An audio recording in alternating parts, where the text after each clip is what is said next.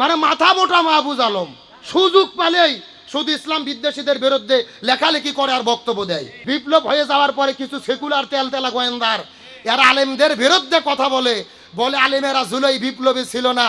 আমরা এই সমস্ত মুনাফিক বাটবারদের বলতে চাই, আলেমরা রাজপথে নেমেছিল দেখেই জুলাই সফল হয়েছে। তো বাংলাদেশ সরকারের একজন উপদেষ্টা মাহফুজ আলম চেনেন আপনারা, মানে মাথা মোটা মাহফুজ আলম সুযোগ পেলেই শুধু ইসলাম বিদ্বেষীদের বিরুদ্ধে লেখালেখি করে আর বক্তব্য দেয়। গতকালকে আওয়ামী লীগ নিষিদ্ধ হলে আর তো উচিত ছিল আলেমদেরকে ধন্যবাদ জানানো। ও ফেসবুকে পোস্ট দিয়ে লিখতেছে পাকিস্তান বাদ দিতে হবে, আলেমদের পাকিস্তানের প্রীতি বাদ দিতে হবে, ৭১-এর জন্য মাপ চাইতে হবে। আমরা মাহফুজ আলমকে বলতে চাই, ৭১-এর জিকির করে করে স্বৈরাচাররা পালাতে বাধ্য হয়েছে, আর ৭১ দিয়ে জনগণকে ভুল বোঝানো যাবে না। ৭১-এর চেতনা নিয়ে রাজপথে যারাই নামবে তাদেরকেই ন্যাংটা করে বিদায় করা হবে। আমরা অবশ্যই ৭১-কে ভালোবাসি, সম্মান করি, শ্রদ্ধা করি, তবে ৭১-এর চেতনার নাম দিয়ে আলেমদের বিরোধিতা করলে সেটা মানা হবে। আচ্ছা বলেন তো, আমরা কি পাকিস্তানের দালালি করি?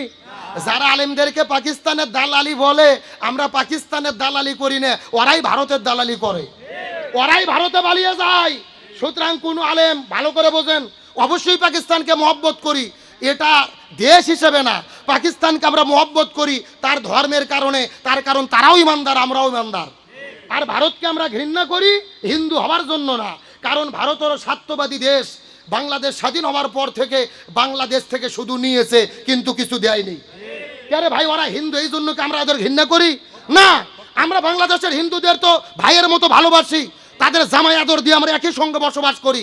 তাহলে হিন্দু হওয়ার জন্য ভারতের প্রতি ঘৃণা না, ভারতের ঘৃণা হলো ভারত হলো বাটপার সিটার, এরা বাংলাদেশ থেকে শুধু নেয় কিন্তু দেয় না, বাংলাদেশকে ধ্বংস করার ষড়যন্ত্র করে। সুতরাং বলতে চাই মাহফুজ আলমকে, তুমি সাবধান হও, আলেমদের বিরুদ্ধে বক্তব্য দিও না।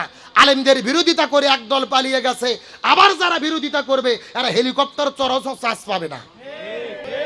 আলেমরা রাজপথে নেমেছিল দেখেই আওয়ামী লীগকে নিষিদ্ধ করতে বাধ্য হয়েছে, কিন্তু বিপদত পড়লে আমাদেরকে ডাকে। বিজয় যখন হয়ে যায় আর হুজুরদের কোনো ডাক, হুজুরদের দাম দিতে চায় না। এদেরকে বলতে চাই, হুজুরদের মাথায় কাঁঠাল লেগে ভেঙে খাবার দিন শেষ। কথা কন না গা? আর আমাদের পাতানো ফাঁদে পা দেব না। এখন বাংলাদেশের আলেম সমাজকে ঐক্যবদ্ধ হতে হবে।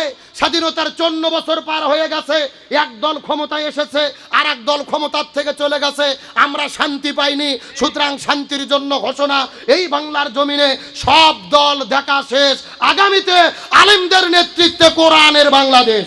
হিজরত করে যাওয়ার পরে, ওই মদিনায় যাওয়ার পরে, আমার নবীজি মদিনায় যাওয়ার পরে একটা রাষ্ট্র গঠন করলেন। ওই মদিনা নামক রাষ্ট্র গঠন করার পরে আমার নবীজি মদিনা নামক রাষ্ট্রের হলো রাষ্ট্রপতি। আমার নবী ছিল রাষ্ট্রপতি, জোরে বলেন আমার নবী কি ছিল? কে রে নবী রাষ্ট্রপতি ছিল বলতে লজ্জা লাগে? জোরে, আমার নবী ছিল রাষ্ট্রপতি, জোরে বলেন আমার নবী কি ছিল? আরো জোরে।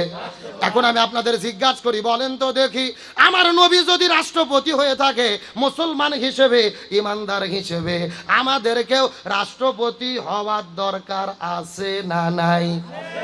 এ যে এটা বললেই বিপদ, এটা বললে কি?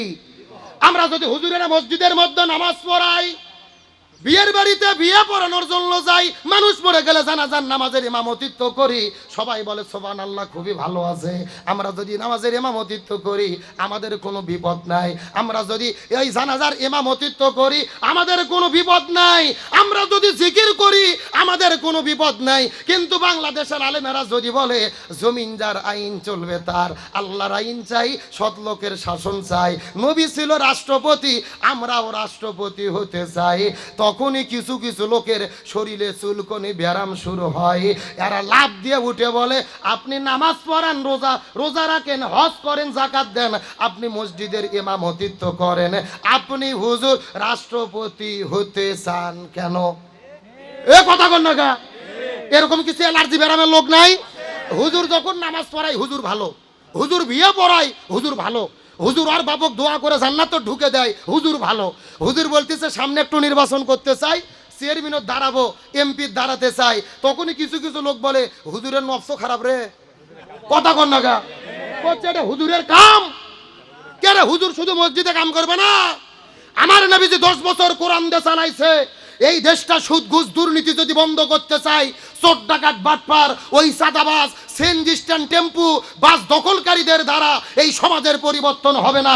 আলেমদেরকেই এই বাংলাদেশের পরিচালনার দায়িত্ব দিতে হবে। হুজুরদেরকে মসজিদ দিতে চান, হুজুরদের মাদ্রাসা দিতে চান, কিন্তু হুজুরদের ক্ষমতার চেয়ার দিতে চায় না। তার মানে ওরা চিন্তা করে হুজুররা যদি ক্ষমতার চেয়ারও যায় ওদের ভাত বন্ধ হয়ে যাবে। কথা কন না করে, চোর ডাকাত বাটপারের খাওয়া থাকবে, তাহলে নবীকে কেমনে অনুসরণ করবেন? নবী রাষ্ট্রপতি, আমাদেরকেও রাষ্ট্রপতি হওয়ার চেষ্টা। আমার যে বন্ধুগণ মুসলমান ভাইরা গভীর মনোযোগ, আমার নবীজি যেই রকম মাথার মধ্যে টুপি দিয়েছেন, মুখের মধ্যে দাঁড়িয়ে রেখেছেন একই রকম ভাবে, এক নয় দুই নয়, আমার নবীজি 27টে জিহাদের নেতৃত্ব দিয়েছেন। চিৎকার করে বলেন তো দেখি কয়টা? আরো জোরে। এখন আপনাদের জিজ্ঞাসা করি, বলেন নবী যদি 27টা জিহাদের নেতৃত্ব দিয়ে থাকে, আমাদেরও জিহাদ করার দরকার আছে না নাই?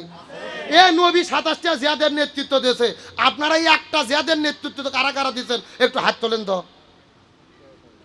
ফাঁকা ফাঁকা ফাঁকা। আমরা যদি ওয়াশ করি খাওয়ার পরে মিষ্টি খাওয়া সুন্নাত, সবাই বলে সুবহানাল্লাহ সুবহানাল্লাহ, মানে আরো খাবার চাই। কিন্তু যখনই বলি দাঁত ভাঙা সুন্নাত, জিহাদ করা ফরজ, কিছু কিছু লোক বলে হুজুর রাজনীতি করে রে। কথা কন কথা কন। তার কারণে এদের কাছে মাথার টুপি দেওয়া ভালো লাগে, নবীর তরিকায় জিহাদ ভালো লাগে